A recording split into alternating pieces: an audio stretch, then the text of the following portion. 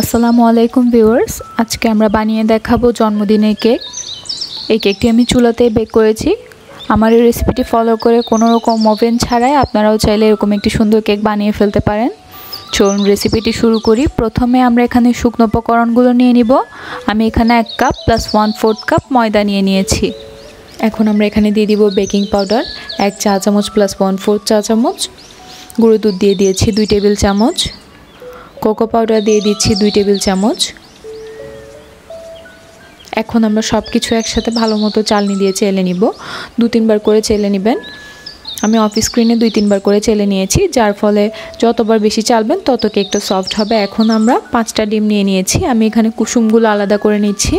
ডিমের কুসুম এবং সাদা অংশ আলাদাভাবে বিট করতে হবে। প্রথমে আমরা সাদা অংশটা বিট করে নিব। প্রথমে আমি চিনি দেওয়া ছাড়াই প্রথমে একটু অল্প করে বিট করে নিব। এরকম ফোমি একটা ভাব চলে আসলে আমি অল্প অল্প করে চিনি অ্যাড করব। আমি এখানে চিনিটা 3 বার অ্যাড করব, একসাথে চিনি দিতে যাবেন না।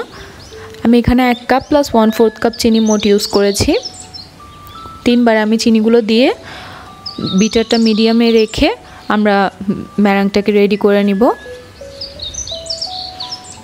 দেখুন আমাদের সাদা অংশটা খুব ভালো মতোই বিট হয়ে গিয়েছে। এখন আমরা প্রত্যেকটা কুসুম দিয়ে 20 সেকেন্ড মতো করে বিট করে নিব।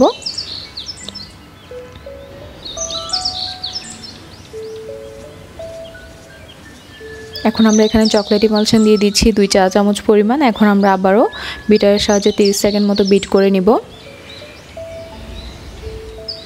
কেকের ব্যাটারটা আমাদের একদম পারফেক্টলি হয়ে গিয়েছে। আপনারা বিটারের কাঁটা দিয়ে যখন ব্যাটারটা ফেলবেন দেখবেন যে এভাবে দাগ কাটা যাচ্ছে। কোনো সংখ্যা লিখলে দেখবেন এভাবে অনেকক্ষণ থেকে যাবে, মুছে যাবে না, তাহলে বুঝবেন যে ব্যাটারটা পারফেক্টলি হয়ে গিয়েছে। এখন আমরা ড্রাই ইনগ্রিডিয়েন্টসগুলোকে 3 বার অ্যাড করব, একসাথে দিবেন না। এভাবে অল্প করে দিয়ে তারপর হালকা হাতে নাড়তে থাকবেন। যদি জোরে জোরে মিক্স করেন তাহলে কিন্তু ডিমের ফোমটা নষ্ট হয়ে যাবে, কেকটাও ভালো হবে না। হালকা হাতে খুবই সুন্দর করে আস্তে আস্তে নেড়ে শুকনো উপকরণগুলোকে ব্যাটারের সাথে মিক্স করে নিতে হবে।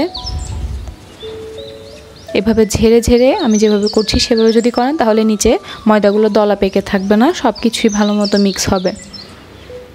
আমাদের ব্যাটারটা সুন্দর মতো হয়ে গিয়েছে। এখন আমরা একটি 8 ইঞ্চের মোল্ডের মধ্যে বাটার পেপার নিয়ে নিয়েছি, সব দিকে তেল ব্রাশ করে দিয়েছি। এখন আমরা ব্যাটারটা মোল্ডের মধ্যে দিয়ে দিব। আমি চুলাটা প্রিহিট করতে রেখে দিয়েছিলাম 10 মিনিটের জন্য মিডিয়াম আঁচে। কেকটা আমি চুলাতেই বেক করব। এখন আমি দিয়ে দিয়েছি 40 মিনিট মতো আমি কেকটা বেক করে নিয়েছি। দেখুন আমাদের কেকটা পারফেক্টলি বেক হয়ে গিয়েছে।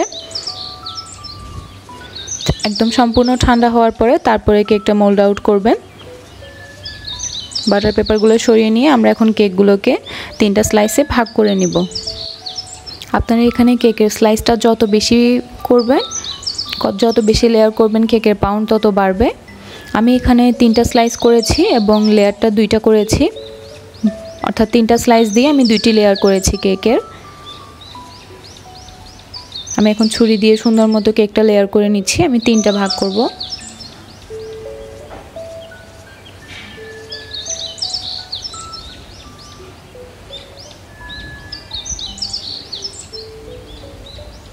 এখন আমি এখানে সুগার সিরাপ বানিয়ে নিচ্ছি। এখানে আমি 4 টেবিল চামচ চিনির সাথে 8 টেবিল চামচ পানি দিয়েছি। এখন আমরা সব কিছু ভালো মতো চিনিটা যাতে মিক্স হয় নেড়ে মিক্স করে নিব।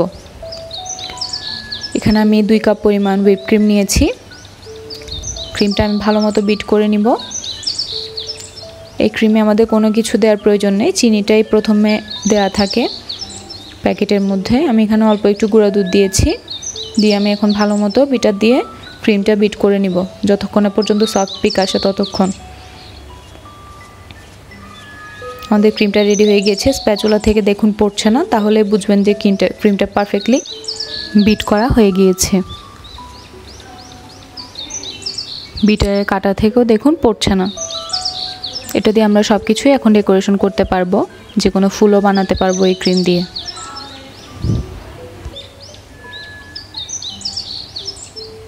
এখন আমরা কেকটা ডেকোরেশন করতে চলে যাচ্ছি। আমি এখানে ফার্স্টে ক্রিমটা পাইপিং ব্যাগে ভরে নিচ্ছি। পাইপিং ব্যাগে করে ক্রিমটা যদি সব কেকের মধ্যে দেন তাহলে কিন্তু সব দিকে সমানভাবে ক্রিমটা পড়ে। আমি প্রথমে একটু বোর্ডে লাগিয়ে নিচ্ছি ক্রিম, যাতে কেকটা নড়াচড়া না করে। এখন আমরা যা বলেছিলাম 3টা লেয়ার দিয়ে আমি 2টা লেয়ার বানাবো কেকের। প্রথমে আমি প্রথম লেয়ারটা দিয়ে দিয়েছি। আমি সুগার সিরাপ দিয়ে সব দিকে এখন ক্রিমটা দিয়ে নিচ্ছি।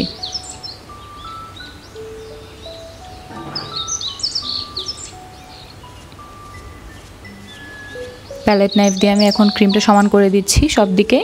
আমি এখন সেকেন্ড লেয়ারটা দিয়ে দিব কেকের। সেকেন্ড লেয়ারটা দিয়ে আমি আবারও ক্রিমটা দিয়ে এখন ভালো মতো ফ্রস্টিং করে নিব। একটা প্যালেট নাইফ দিয়ে সব দিক থেকে সমান করে ক্রিমটা ফ্রস্টিং করে নিব। ক্রিমটা আমাদের ভালো মতো ফ্রস্টিং করা হয়ে গেলে এখন আমরা একটু প্যালেট নাইফ দিয়ে ডিজাইন করে দিব। আমি এখানে ইয়েলো কালারের সাথে একটু ব্লু কালার মিক্স করে এই কালারটা এনেছি, হালকা পেস্ট কালারটা। এখন আমি একটা স্টার শেপ নজেল দিয়ে এভাবে গোলাপ ফুল দিয়ে নিচ্ছি। তারপর আমরা একটা 6B নজেল নিয়েছি। 6B নজেল দিয়ে আমি এখন আবার একটু ডিজাইন করে দিচ্ছি।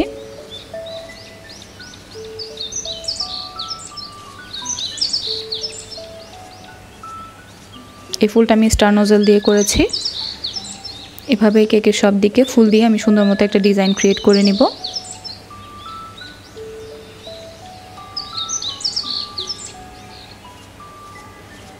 এখন আমি কেকের মধ্যে একটা গোল্ডেন বার্থডে টপার বসিয়ে দিচ্ছি মাঝে।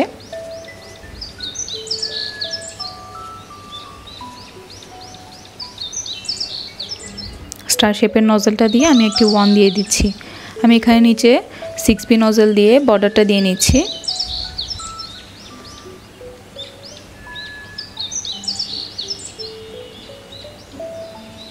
স্টার শেপের নজলটা দিয়ে একটি 1 দিয়ে দিচ্ছি।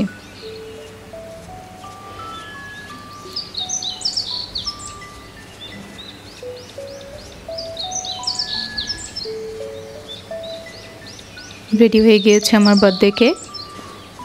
খুবই সহজভাবে কিন্তু বাসায় চাইলে আপনারা এভাবে বানিয়ে ফেলতে পারেন। ভিডিওটি ভালো লাগলে একটি লাইক দিবেন, চ্যানেলটি সাবস্ক্রাইব করবেন এবং ভিডিওটি শেয়ার করে দিবেন।